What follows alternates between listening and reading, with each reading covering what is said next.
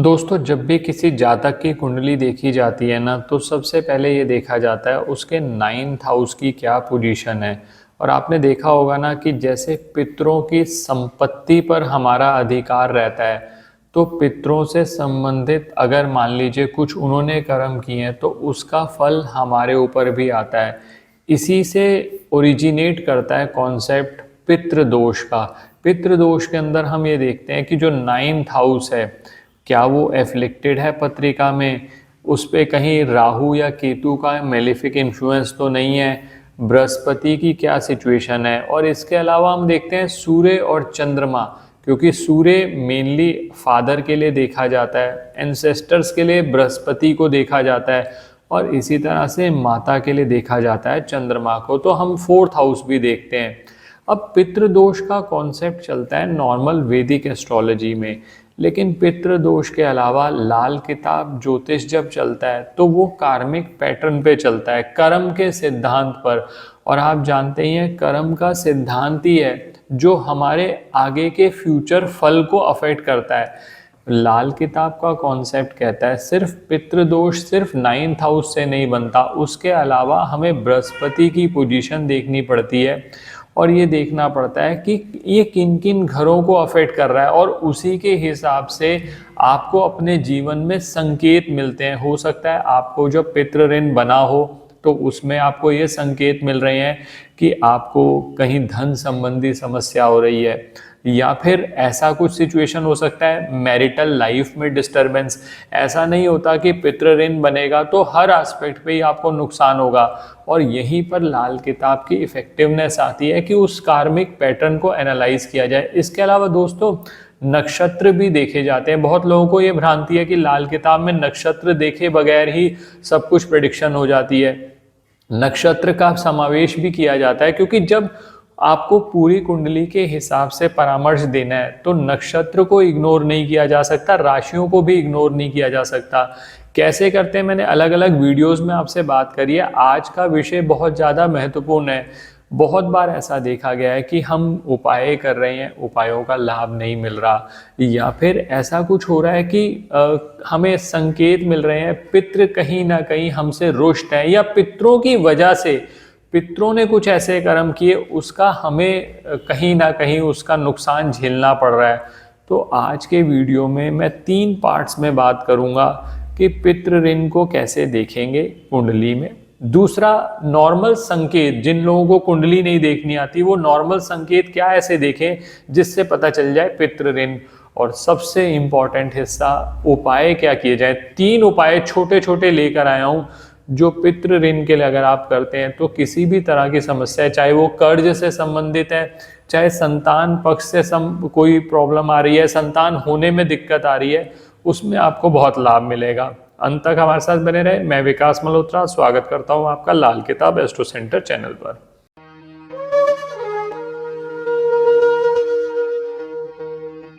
दोस्तों, सबसे पहले बात कर लेते हैं कि हम देखेंगे कैसे कि पितृ ऋण बन रहा है। मुख्यतः बहुत सारे ऋण होते हैं लाल किताब में, लेकिन मुख्यतः बात करूंगा पितृ ऋण पे।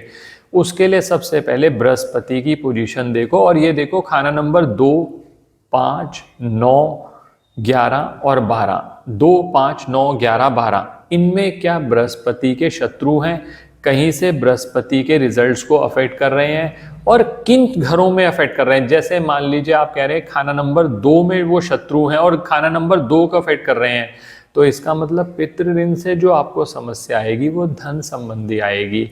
अब मान लीजिए इसी तरह से आपको लगता है कि खाना नंबर 9 में ये समस्याएं ज़्यादा आ रही हैं, तो वो ओवरऑल आपकी किस्मत को अफेक्ट करते हैं। खाना नंबर 11 की बात करी जाए तो फिर ये पता चलता है कि वो कहीं ना कहीं जो आप जनरेट करते हैं इनकम, उसको अफेक्ट करेंगे। इस तरह से देखा जाता है। इसके अलावा मैंने जैसे आपको अभी भी कहा कि 2 ग्रह बहुत ज़्यादा महत्वपूर्ण है, सूर्य और चंद्रमा। सूर्य अगर डेबिलिटेटेड है यानी नीच का है, या सूर्य राहु से एफ्लिक्टेड है, या चंद्रमा कहीं ना कहीं केतु से एफ्लिक्टेड है, तो वहां पर भी पितृ ऋण का निर्माण होता है, और कहीं ना कहीं सूर्य और चंद्रमा दोनों के रिजल्ट अफेक्ट होते हैं।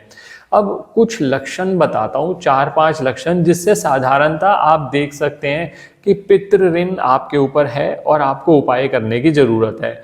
बार बार आपके कामों में रुकावट आना, संतान पक्ष से संबंधित समस्याएं या संतान होने में दिक्कत आना, घर में कलह झगड़े बने रहना, कहीं ना कहीं धन की समस्या और खासकर कर्ज का बढ़ते जाना, मल्टीपल आपके ऊपर लोन्स हो गए हैं जो कि अब आप पे ऑफ नहीं कर पा रहे, या अचानक कोई नुकसान हो जाना, जैसे मान लीजिए नौकरी अच्छा वाला चल रही थी, नौकरी में दिक्कत आ गई, नौकरी हाथ से चली गई, या फिर बिजनेस में कोई लॉस हो गया।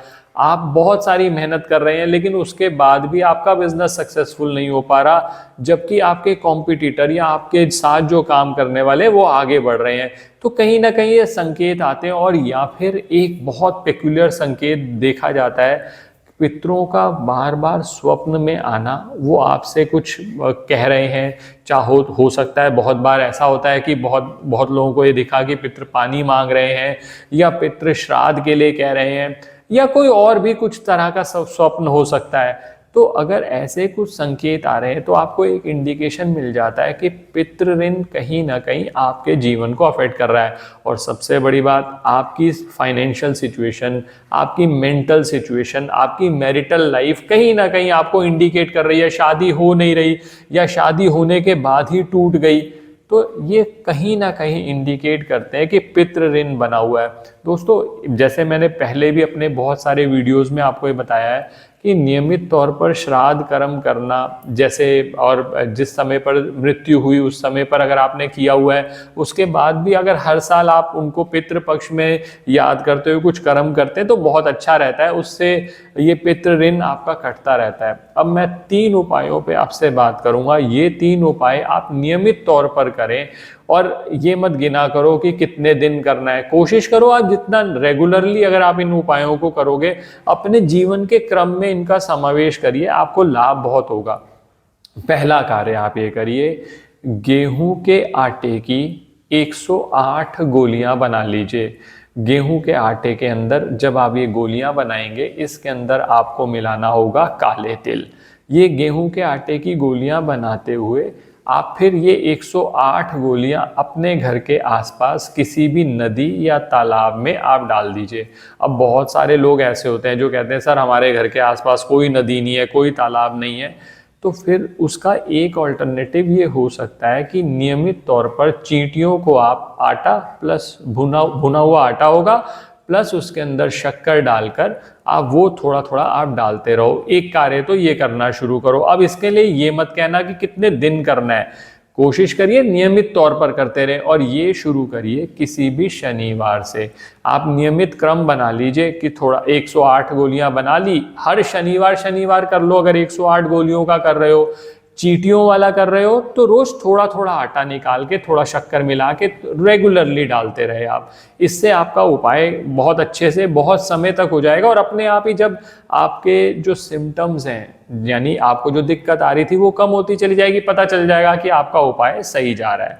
तो ये आप पहला उपाय करेंगे। दूसरा जो कार्य आपने करना है, चावल की खीर बना लीजिए। और ये चावल की खीर 3 पार्ट्स में आप डिवाइड कर दीजिए। चावल की खीर आप किस दिन बनाएंगे, ये अमावस्या वाले दिन करें तो सबसे बढ़िया रहेगा। अगर अमावस्या वाले दिन आपको मौका नहीं मिलता तो किसी भी सोमवार वाले दिन कर लो, सबसे प्रेफरेबल रहेगा अमावस्या वाले दिन। और दोस्तों एक चीज़ और ध्यान रखना, अमावस्या और पूर्णिमा पे हम नियमित तौर पर कुछ ना कुछ वीडियो जरूर शेयर करते हैं अलग अलग ओकेशंस पर, तो आप उन उपायों को जरूर समावेश करिएगा इन उपायों के साथ। अब इसमें करना क्या है, आपने चावल की खीर बना ली, उसको 3 पार्ट्स में डिवाइड कर लीजिए।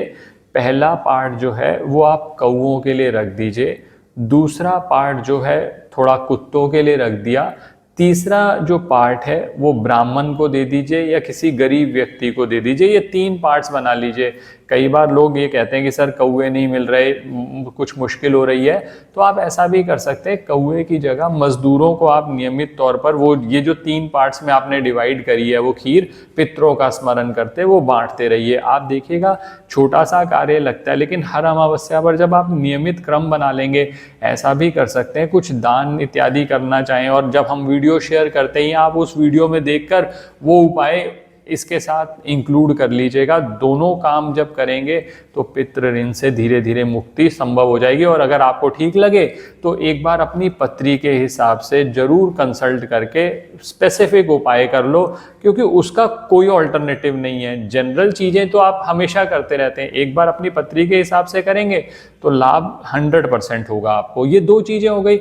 तीसरा, मैंने हमेशा कहा है कि एक ऐसा मंत्र है जो मतलब पितृ गायत्री मंत्र कहते हैं उसको, जो अगर आप नियमित तौर पर जाप करें, लोग क्या करते हैं पितृ पक्ष में उसको ध्यान करते हैं या कभी अमावस्या में, कभी भूले भटके याद हो गया। आप नॉर्मल एक शेड्यूल बनाइए, उसमें जो भी पूजा करें, पितरों का स्मरण, पितरों का आशीर्वाद मिल जाए ना, अगर रुष्ट भी है ना वो, और आपने उनका स्मरण करके कुछ काम किया तो आपको माफी उसी समय से मिल जाती है जब से आप काम शुरू करते हैं।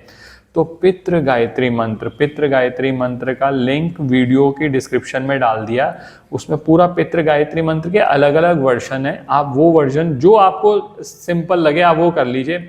सबसे बढ़िया वर्जन है ओम पितृ गणाय विद्महे जगत धारणी धीमहि तन्नो पितरो प्रचोदयात्। इसको आप 9 बार कम से कम जाप करें, आप देखिएगा आपका पितृ ऋण उसी दिन से कटना शुरू हो गया। नियमित तौर पर ये कार्य करें। ये 3 चीजें मैंने आपको बताई हैं, इनको समावेश कर लीजिए अपने जिंदगी में।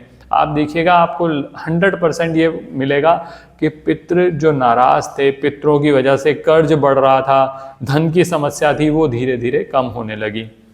आशा करता हूं दोस्तों वीडियो पसंद आया होगा। अगर वीडियो पसंद आया तो लाइक करें, बाकी लोगों के साथ भी शेयर करें। चैनल पे नए हैं, अब तक सब्सक्राइब नहीं किया तो प्लीज़ सब्सक्राइब कर दें, बेल बटन को पुश कर दें ताकि वीडियोस की नोटिफिकेशन टाइमली आ जाए। किसी भी तरह के ज्योतिषीय परामर्श के लिए हमारी वेबसाइट्स पर विजिट करके अपॉइंटमेंट बुक कर सकते हैं, जिनका लिंक डिस्क्रिप्शन में दिया हुआ है। धन्यवाद दोस्तों।